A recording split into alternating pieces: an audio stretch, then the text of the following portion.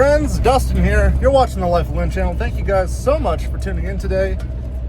Guys, behind me is a 1968 Oldsmobile Delmont 88. Friends, you might have caught just a glimpse of this car in a recent episode where we drove all the way to the middle of nowhere, Wyoming to pick up a 1977 Winnebago Chieftain that we then drove 400 miles home in the dark. Now, the owners of that Winnebago reached out to me recently and said, hey, I've got this Oldsmobile here. I can't get a title for it. Wyoming rules are really hard. There's no way for us to have any paperwork for this. We're just going to take it to the scrapyard. I said, hey, don't take that Oldsmobile to the scrapyard. That's a decent looking unit. I will come pick it up. So guys, I've been gifted this 1968 Oldsmobile Delmont, and I had just picked it up. It is the middle of winter time, and it's about to snow here in 3 days. So I was out of time to come pick this car up because you have to drive on very sketchy roads to get it out of the shop.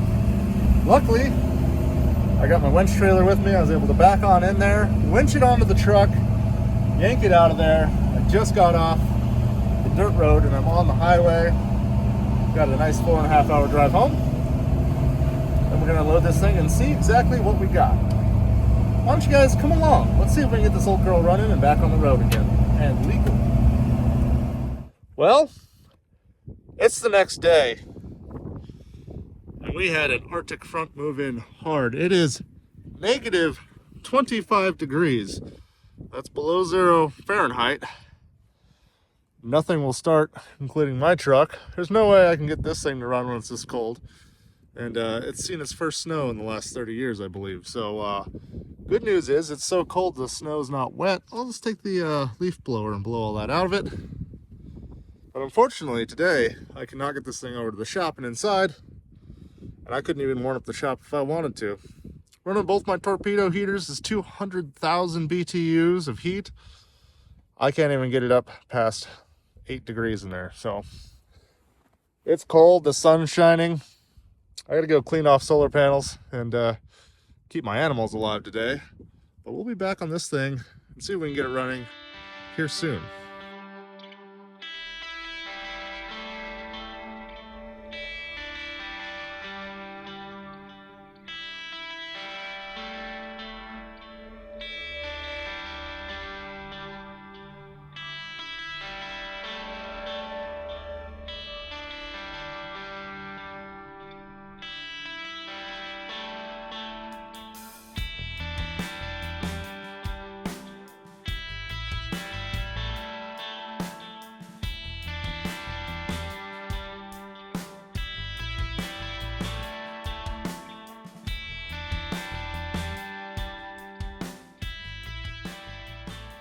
Well, friends, it's a couple days later. It's warmed up. It's 17 degrees Fahrenheit today. It's supposed to make it all the way up to 28, but that's kind of the high for the entire week. So this is kind of as good as it's going to get for at least the foreseeable future.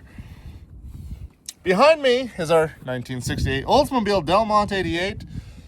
Well, it's a two-door convertible, as you can clearly see. Top is down. Who knows what kind of condition that thing's in. Probably not very good. Let's go ahead and see what we bought. I haven't really looked over this thing other than the glance I just took while I was blowing the snow off of it.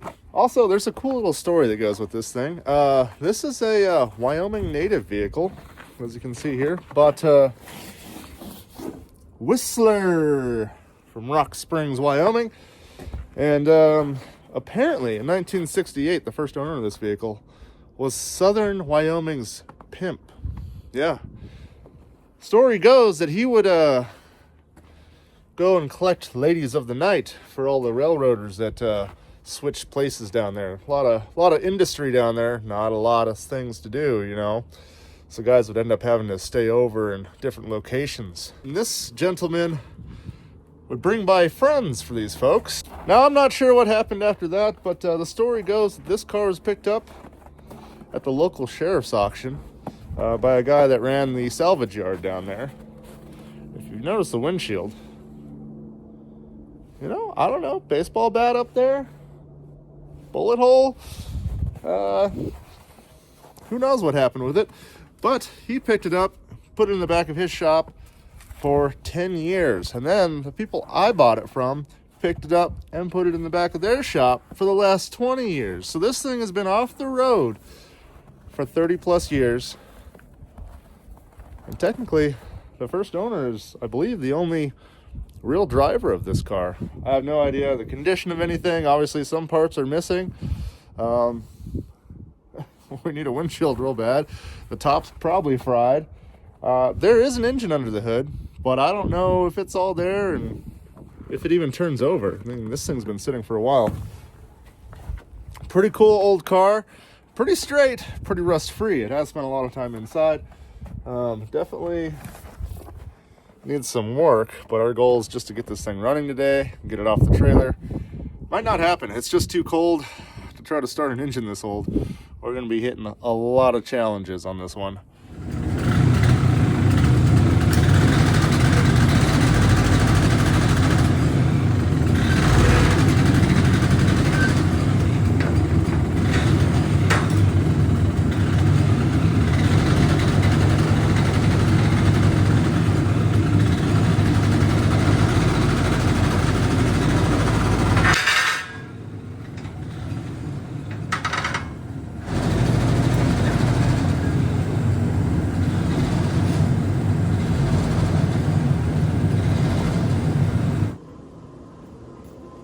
Okay, got the hood out of our way, finally. That's much nicer. Even got the giant spring-loaded hood hinges also off so I can lay across the motor here. Because you got, it's a big car. You really got to lay across it.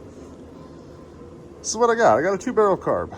So this has got to be the low performance small block. But man, I'm just saying, the valley in between here, that looks more than a small block to me. I don't know. I'm going to find some numbers on this thing, find out exactly what we do have going on here.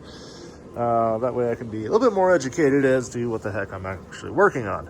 Now, there are parts missing. As you can see, we're missing our distributor cap there. The rotor was still there, and it looks, old, but probably usable. It's an old point setup. Things still be moving down there, so that's good, right? All right, no. We'll clean that up a little bit. Coil's missing. I believe those are the wires that go to that.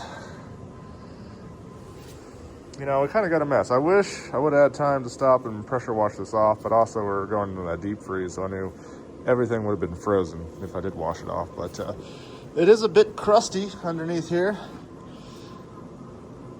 So I gotta go find some parts. Luckily, I've got some old things sitting outside that I could probably steal some stuff off of. We need to see if this baby will run. So I'm gonna go find one of my small block Chevys and see if I can steal the cap and, of course, our coil. And then we gotta figure out our ignition situation,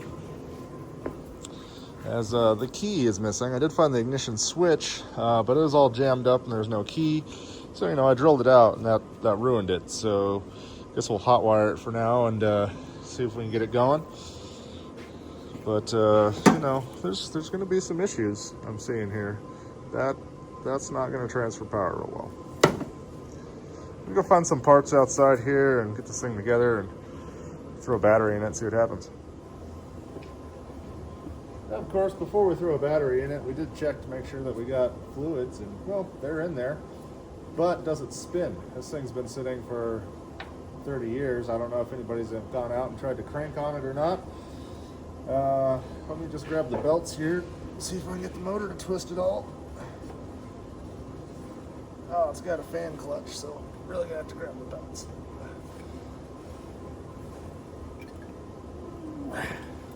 This might break the alternator, but small price to pay. Yep, I saw a little bit of movement, very little, but it is turning a little bit. It's not frozen solid, but she's been sitting for a minute. Part of the problem is these belts are so dirty, I was able to move it a little bit, and then I got to a new part of the belt that was covered in dust. Now the accessories and belts are just slipping around everything. Alright, this is what we're looking at here. Took a second to get a visual, kind of breathe it in a little bit. And you know, this stuff that wasn't gonna work. Had some wires that were definitely just not gonna function. Probably burn it down. You know, that's, anyway, the stuff that I could see needed to be done, went ahead and got done, got a new ground. Reused the old positive wire, just cut about 2 inches off of it. Put one of those cheap ends on it. So we got a way to make power over here now. I'm trying to figure out which wire is which. On this guy, I believe this is the negative. Clearly it's an aluminum wire and it's black. This is a yellow, so should be pretty straightforward, but I got no power going into there, according to my multimeter. So, I don't know. We'll get that part figured out. See if I can get power to the coil over there. And then I found a half-frozen battery outside. It's on the charger. It's not taking a charge, so we'll throw that in there and just see if it fires right up. Yeah, it won't do that. That's okay.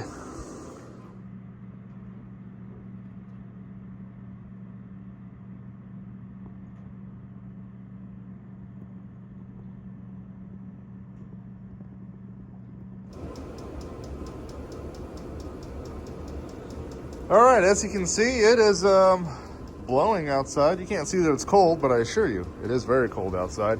And I had a little bit of snow, but the sun is starting to peek out, so I got juice for the shop.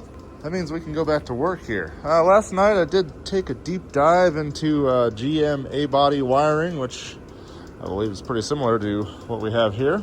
And I noticed some things. One, these 2 wires coming out here that I assumed both went to the coil. I was correct. The interesting thing is this black wire actually goes to the positive where the other wire goes. They both go on there. One goes to it and one basically comes off of it. And this goes to, I believe, a electronic kick down for the transmission. So we do need to wire that up. We'll get that on there. Now the other thing is, this was the wiper motor, so I'm not worried about that. But over here off the battery, right, we got our big positive cable. Well, there's no other cable feeding anything other than the starter. I was assuming that this came off of our solenoid down there.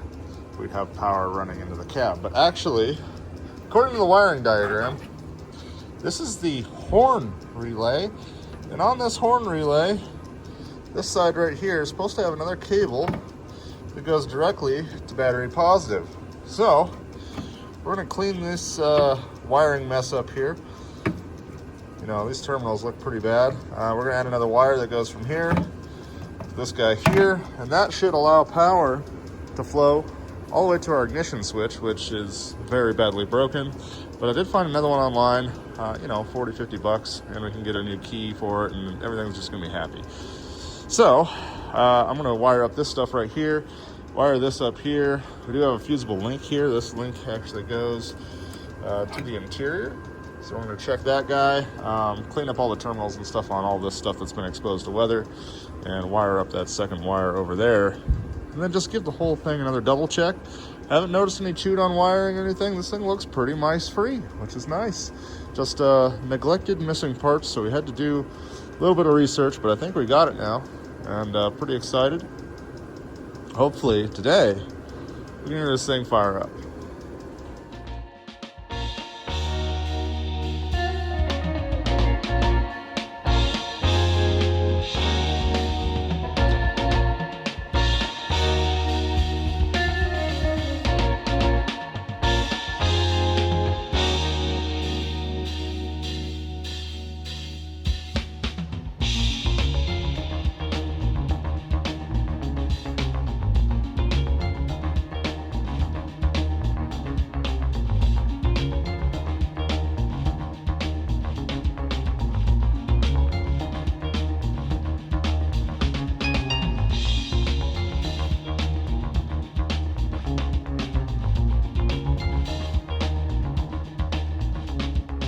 All this is wired together. Got my positive on here now. Here's our new lead wire. And could somebody tell me why GM decided to make the horn relay the main power for the whole dang thing? So we're missing this one right here. And it's connected to this little metal bridge. It goes to all these fusible links which power the entire car basically. Anyway, so that's on there now. I'm gonna throw the ground on there, and then we're gonna use this as our key and see what happens. Oh, I got lights. I got lights on the dash, guys.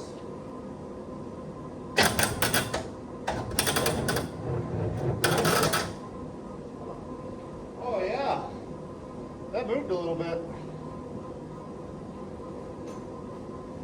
Solenoid doesn't sound happy.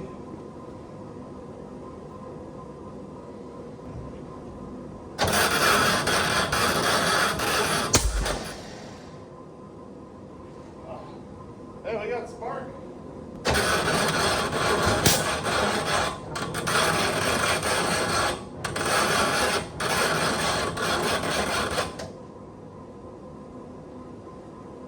Definitely doesn't sound happy, but we got flames in it. I wonder what that grinding noise is.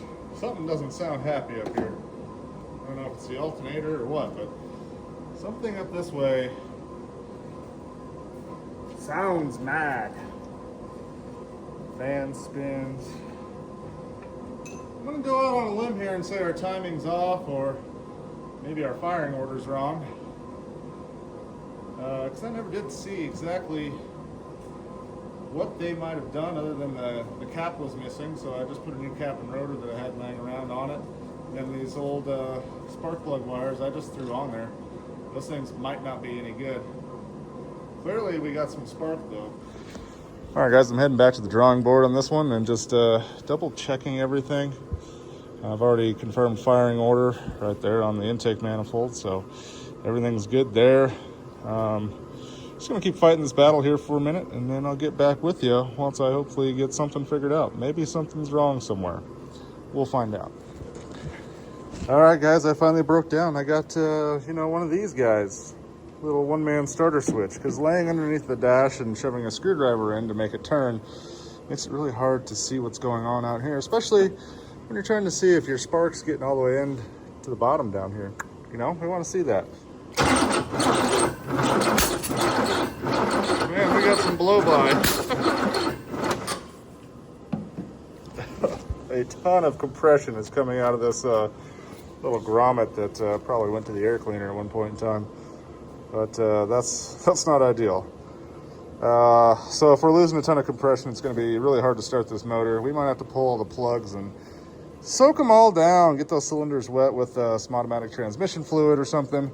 Try to restore some compression to this thing. All right. Now I know this is going to be pretty dry. All we've got is the fuel that we've dumped down the neck of this thing. Still hoping to see maybe 80 or 90 PSI. I don't know. If it's been sitting 30 years, it's probably not even going to be even close to that. So we're going to crank on it just to give me an idea if I really got to pull all these plugs out. Because this side, pretty easy. You know, look at all those guys right there. Over there, oh yeah, AC compressor, all kinds of HVAC garbage above them. So a little bit more of a challenge. Let's see what kind of compression we're looking at.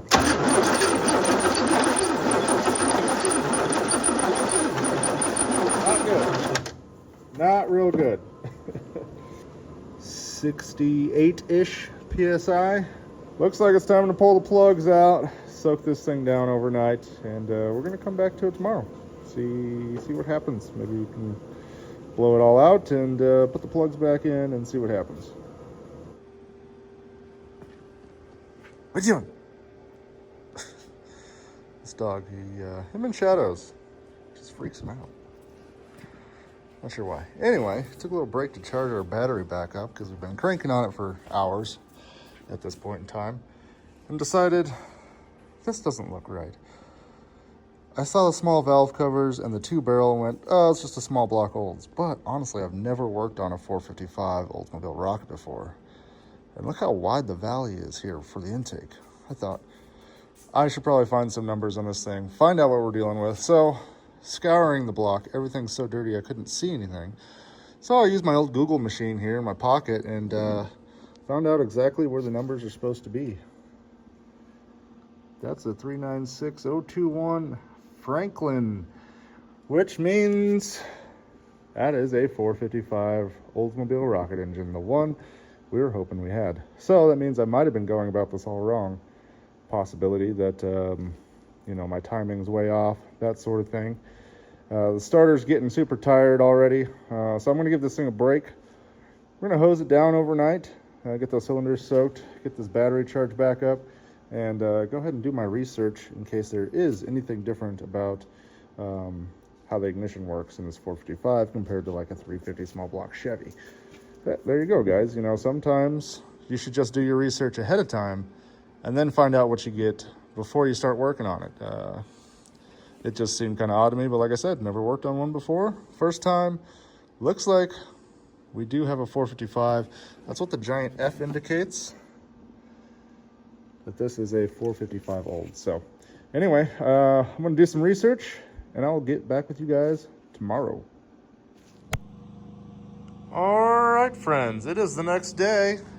Had a little break last night, and got on my pocket computer there and looked up all the, you know, the things that we need to be doing.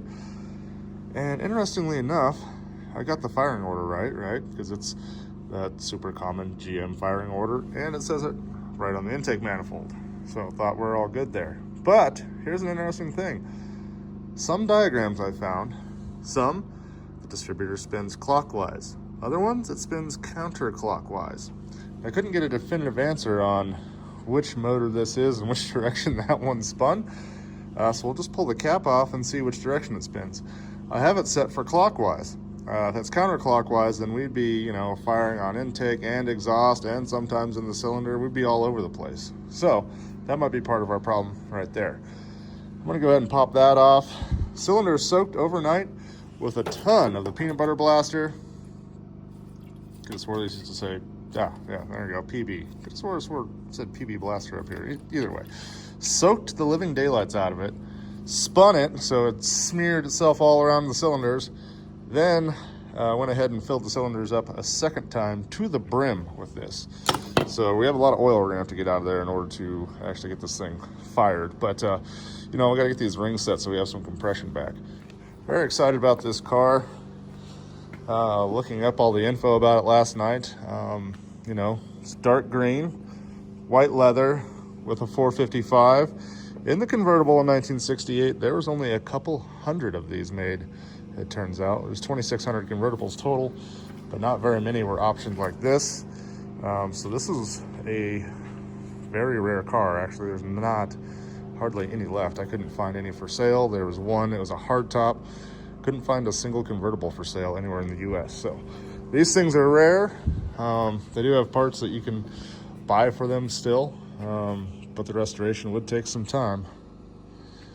But I think this one deserves restoration. The floor pans are super clean, frame super clean. Look at this, body rust is minimal. The only spot I could find is a little bit right here. That's not even that bad. I mean, yeah, she'd have to be completely restored, but oh, we get her running. Look at the paint right here. That's not bad. Honestly, that's not bad. This thing, you could throw a windshield in it and clean it and, you know, drive it around a little bit. Pretty excited, guys. Here's the plugs we took out. Definitely got some carbon buildup on them. Some of them were worse than others. You know, they're not great. These probably need to be replaced. We're just gonna run them through the wire wheel and spray them with some brake clean and call it a day. Like I said, I'm trying not to spend money on this thing until I know that the whole car and the transmission and everything's actually good. And then we'll go down that road. But for now, look, wire set. I'm gonna go ahead and pop that cap off. We'll spin this thing, see what happens. Now listen, you guys are always saying, hey, the audio quality is not very good, or learn how to use camera angles and quit moving the camera so much. I get it, that's annoying. I'm working on my videography skills. For instance, you're on a tripod now. Yep, that's right, a real tripod. And I got some little microphones to go on my lapels when I'm working outside in the wind. So maybe in the future, you can hear me and see me. I hope you're happy. All right, let's pull this cap off. All right, you guys watching? we're looking for clockwise rotation, which will mean that I actually have the firing order correct. If it's counterclockwise, everything I've done is wrong, so we're gonna have to redo it. Let's see what we got. Yep, counterclockwise. That explains a whole lot, doesn't it? Now guys, I'm not an expert at these things. Sometimes it's a new motor to me. Like I said, I've never worked on a 455 before. But here we are. That is spinning the opposite direction of what I thought. You learn something new every day. Maybe you guys learn something today too. Probably not. We'll just leave that off. I'm going to cycle the motor a bunch of times so we can go ahead and get all the oil out of the cylinders. Let's go ahead and clear the old cylinders out, huh? Oh yeah, a lot of oil in there.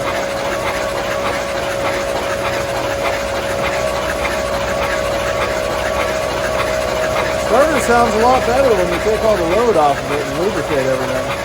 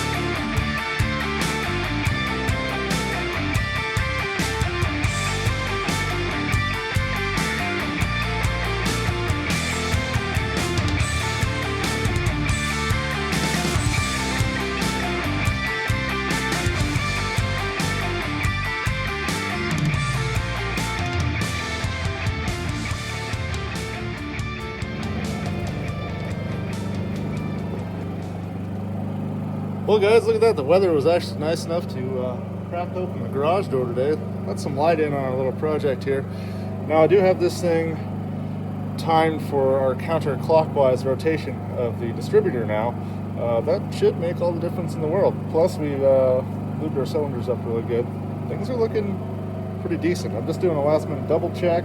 The battery's been charging here for the last hour, and I think we're good to squirt some stuff down the neck here and hook up the battery and see what happens.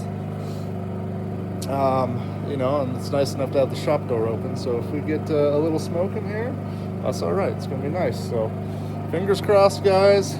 Let's see if we can bring this 455 big block Olds back to life after 30 years.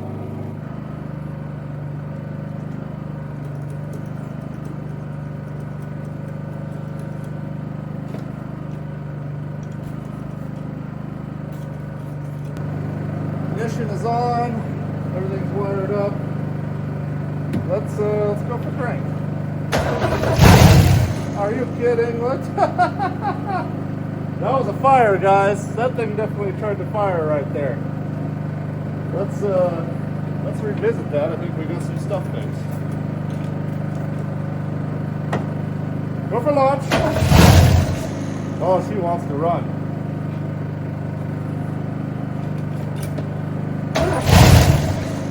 Short little bursts, but I'll take it. Now it's dying every time I take my finger off the starter there. Guys, I do apologize about the generator that's running over here. The last couple days have been real cloudy, so solar was down on power and I had the battery charger and whatnot on, so I'm trying to use some other energy sources while the battery is recharged today. Check some wiring. Go ahead and try again there.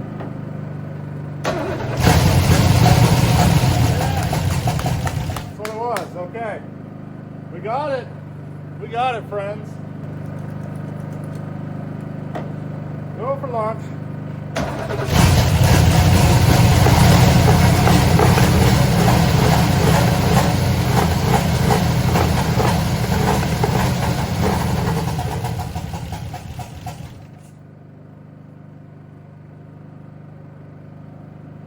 Sounds like we got a little tuning to do, but that motor sounds pretty healthy.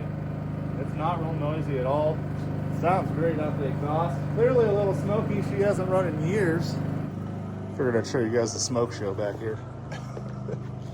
Oh. Thick.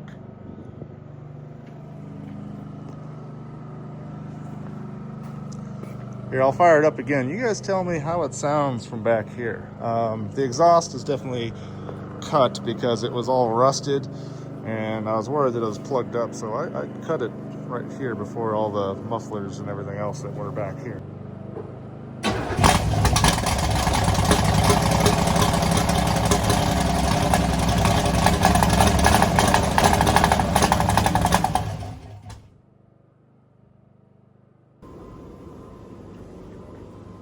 All right. Made a couple of modifications. Didn't have any vacuum line laying around, but I found this fish tank hose, so turns out it's the exact size I needed. So I replaced all the broken vacuum lines. Also, I hooked up the lawnmower tank over there to the fuel pump, and I've just primed the system. Let's go ahead and try to start it again, see what happens.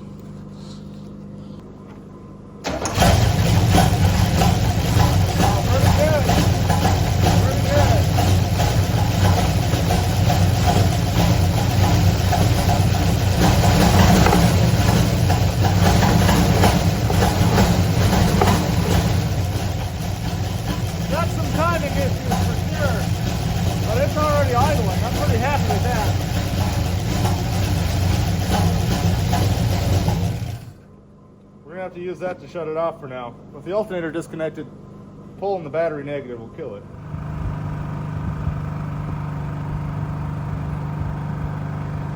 Getting dark out there.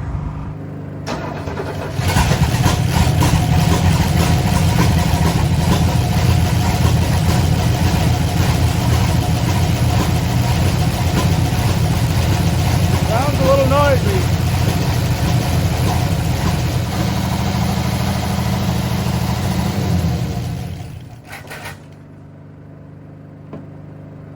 I am concerned because the top end was still pretty chattery, still had a misfire, and the oil light is still on the dash. Like I said, I don't have any oil pressure gauges, so I don't know if maybe the gauge is wrong.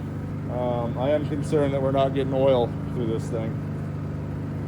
I'll double check the fluids, but they were all full when I checked earlier. So that's one of the problems with not having an oil fill cap on top of your valve covers. I can't just twist it off, look down, and see the valve spring slinging oil. So I don't know what's getting oiled and what's not. Underneath this hole here is a plate, and it's just covered in garbage basically, so I can't see anything inside there. I'm going to try to pull the PCV out of the other side and see if I can actually see underneath the valve covers. I don't really want to take one off just because there's so many brackets in the way, but if we have to, we will. Done good work today, little buddy. It's amazing, that little guy does a pretty good job out here. But unfortunately, lack of sun. We're at 22.4 volts, which is not enough for our lithium battery bank. And we're getting the low voltage shutdown because we are at 0% and no power's coming in. So, gonna have to shut her down, boys. That's all she wrote. Unplug all the things. Shut it down. No, solar is actually really nice to have out in the shop. It's convenient. Haven't had to run expensive electricity out here. And it normally powers everything, but these short winter days, running extra heaters, running extra lights because it's dark outside, it's just killing me. Summertime, I'm good. I can run all summer long. Never really have any issues, but compressors, a couple of torpedo heaters, all these LED lights everywhere. Do have the generator on right now. It's charging up. It was running the battery charger for the car because that thing pulls a ton, and a couple of lights over here, but we've had to shut her down for the night because, well, it's nighttime. It's wintertime. Time for tacos. See you guys tomorrow. Go ahead and see if we can get this thing running good enough, get that drive shaft in there, and see if we can actually drive this car for the first time in 30 years. That is our goal tomorrow on day 4. Man, this is taking a long time. Well, got things out of the way and pulled the valve cover here in the driver's side, and yeah, it's not dust in there, but there should be oil in the bottom valley of these heads right here. Like, you should be able to see where oil is like welled up here. Like, there's a drop in there, but those look pretty dry. So I'm confident after the minute and a half or so this thing ran that we still didn't have oil pressure. That's why I shut it down. I'm not even going to restart it because we should definitely have some oil pooling, because that was just yesterday when we ran that. So, you know, we got a problem here. Oil pressure is important. Now, we don't want to ruin this big block. Running it for a minute was a little hard, for sure, considering it hasn't run in 30 years. So lubrication would have been nice. It does look like the oil that was in there still stayed on things, so there's a little bit of a cushion, but without oil pressure, this thing would have eat itself up pretty quickly. So hopefully we didn't damage any of the bearings. We're gonna get down on this side, way down there, underneath all that stuff. Somewhere, there it is the oil filter. Supposedly the oil pump's right on the other side of that thing, so I'm gonna get down there and pull the oil filter off. Went ahead and ran to the store this morning, bought a new one. It's a possibility this thing maybe just lost its prime and can't suck up any oil because everything's so dried out. So we're gonna try injecting oil into the block, putting a new oil filter on that's full to the top of oil, see if we can get some of this fluid to start moving, because once it starts moving, it'll continue sucking up fresh oil. Maybe there's a mechanical problem that's causing this, but as of right now, we're gonna go with hopefully we can just prime it and get it going. If we need to, we can take the top of the distributor off and prime the oil pump that way. Usually not something not to do, because usually we build oil pressure within a couple of seconds of starting, so it's not a problem. I'm gonna jump underneath the car, which I now have to jack up just to get to the oil filter, and see if we can get this thing figured out finally, so we can get this thing running and driving and back on the road. All right, pulled the filter off and everything underneath here. It still had some oil in it. Went ahead and did an oil change since I was down here. Might as well, right? It was full, but it definitely wasn't clean by any means. Still had viscosity left. I could feel it in my fingers. Yeah, so still wondering why we didn't have any oil pressure. I went ahead and dumped the oil down every single oil passage I could find. Filled that oil filter to the brim with new oil. We're gonna go ahead and try to prime the oil system. I think I can do that by using a kind of flathead device down in the center of the shaft where the distributor is. So I'm gonna go ahead and slip the drive shaft in, because I know that was out of the vehicle. I already got it jacked up, so I might as well get that bolted back in place, drop the car back down so I can easily get back there to the distributor, pull that out, and see if I can spin the oil pump with a drill until we get oil coming up and coming out of the top of these push rods here. Okay, that idea didn't work out. Here's the drive shaft that was in the trunk. Great, glad it was there. You know, looks pretty good. U-joint is there, great. Don't have the U-bolts, the U-joint hold down clips, you know, the part that makes that attached to something else. Looked underneath, not there. Scoured the car inside out, dash, trunk, under the seats, everything. Can't find one. So unfortunately, I won't get the drive shaft on today. But I guess, you know, we're still working on trying to get the engine running, so I'll go back to that. You know, it's just gonna be a convenience thing since I already had the car all the way off the ground. But no big deal. I'll order some of those things from O'Reilly's, and we'll get that sorted out in a couple days. But as of right now, time to pull that distributor out and see if we can hand crank the oil pump and get this thing primed. All right, got the distributor pulled out. It seems to look okay. I'm worried that might have been wallered out down there, but I believe this is like a net driver style that goes inside that shaft there. So that seems to be in okay shape. Obviously it started the car. Now let's take a look down our hole here. All right, what you guys see down there, that is a shaft that drives the oil pump on this. Most of these engines are the same, although I believe a lot of them have like this almost flathead screwdriver thing that goes down in it. This one appears to be more of a nut driver, so we're gonna see if we can just put a 5/16 nut driver right down on top of it. Alright, there, yeah. We seem to latch onto it. Now the distributor does spin counterclockwise in this, so we're gonna be spinning this counterclockwise. Boy, that seems like that's moving around a lot. I don't think there should be that much play in that shaft. Alright, we're supposed to just run this until we start feeling oil picking up. It'll torque the drill down as it starts moving oil.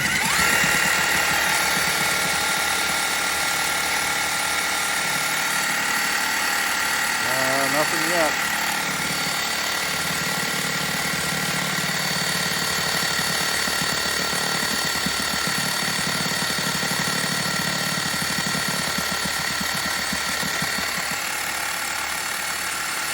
Yeah, that shaft is just wobbling around way more than it should, I think. Friends, I think we have problems down there.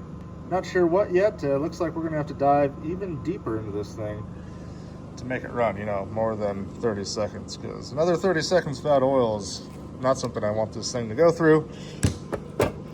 Since we do have a decent running engine. I mean, that thing fired up pretty good once we got all the timing set on it. I really don't want to ruin the bearings in it because I think this is a very solid motor. So let's find out what's going on down there. Man, that's a bummer. I've packed this thing full of fresh oil, and we tried to prime that thing by hand, and nothing was happening. Feels like that shaft is disconnected from whatever it's supposed to go to, and I don't know if I can get to that without pulling the engine out. That's a problem. Ooh, on a positive note, after searching the entire car, no, I did not find the drive shaft U-bolts. I found a gold watch. Look at that. I mean, it's not high quality, but it is a gold watch. Imagine how long that thing's been underneath the seat, huh? Actually, it was underneath the convertible top. So, interesting. Must have fallen back there and got jammed up years ago. All right, to the internet, I'll be back. We definitely have a problem here. Normally I don't end off this way, but we got issues. I'll show you here in a second. But essentially, we got this car after 30 years running, which is great, but we're on the verge of catastrophic failure without oil pressure. For the short amount of time it ran, I'm sure that was hard enough on it. Definitely not going to be starting this thing up anymore until I can solve that issue. I came back in the shop last night late and messed with this thing again. And I spun that drive rod for the oil pump for probably 10 minutes straight in counterclockwise like it's supposed to be turning. Nothing happened. Not a single drop of oil moved throughout any of the galleys. So we definitely have some issues. Now I'll show you here in a second to what I think happened, but this thing is not going to be running and driving down the road anytime soon until we get that major issue solved. Unfortunately, it looks like the engine's going to have to come out. Here's where the problem is. I'm already 2 weeks behind on posting this video for you guys, and I have other commitments. As you can see, the shop is full. I've got RVs. I've got people that have already prepaid me to do some work that I'm now behind on. So I got to get that done. And I got to get this video posted. So I think this project, as of now, was running.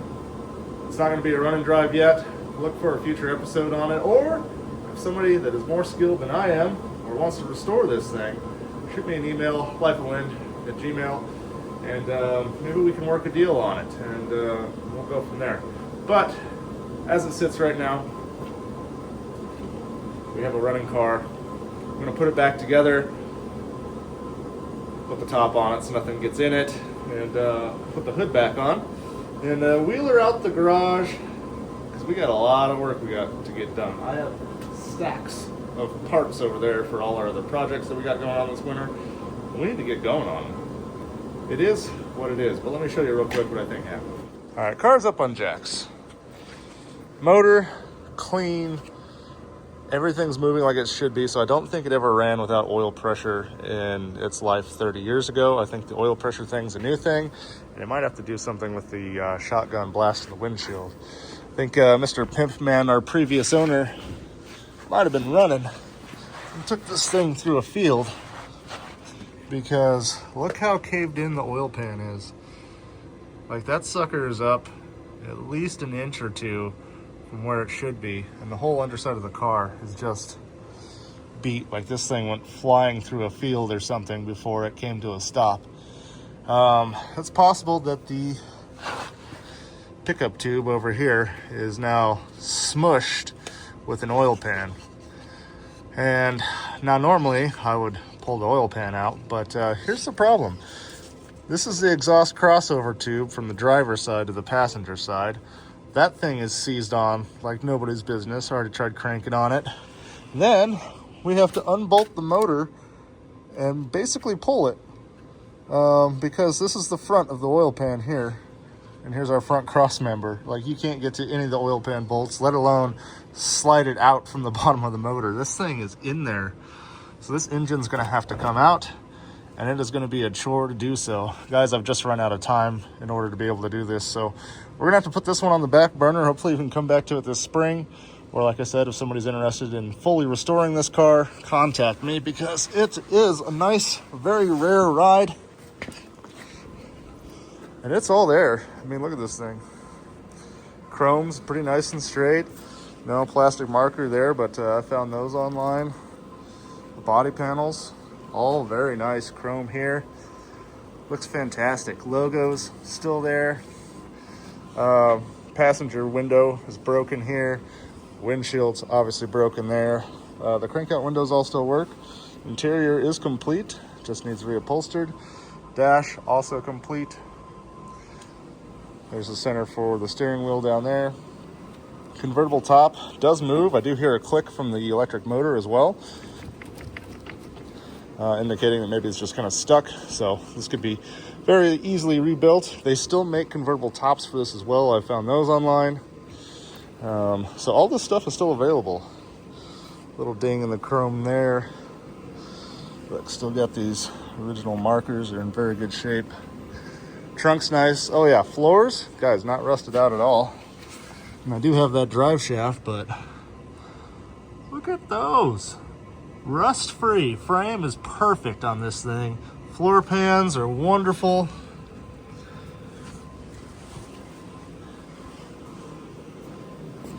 Trunk, not rusted through. Has some various hubcaps, probably none of the ones that actually go to this car. Taillights are pretty nice. Chrome's pretty decent. This side, looks like this one is a little bit more in the sun.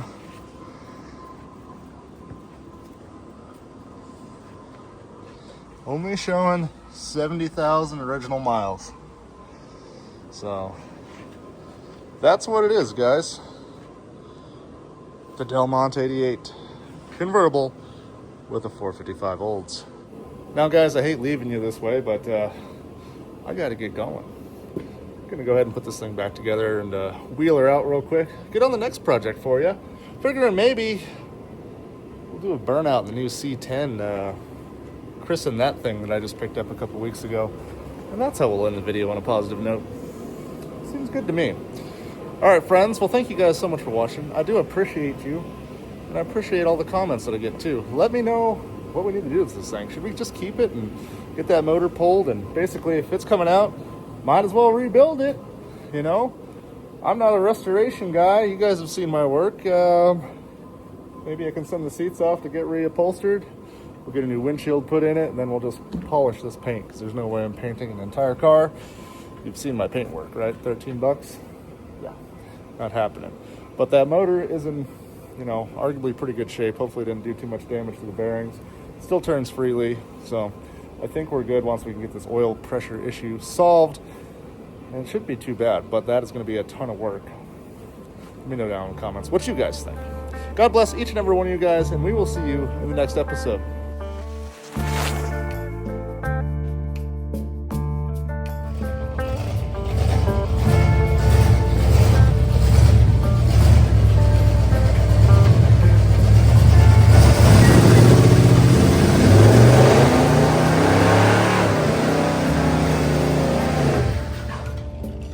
Well, I guess you got a one-tire fire on that one.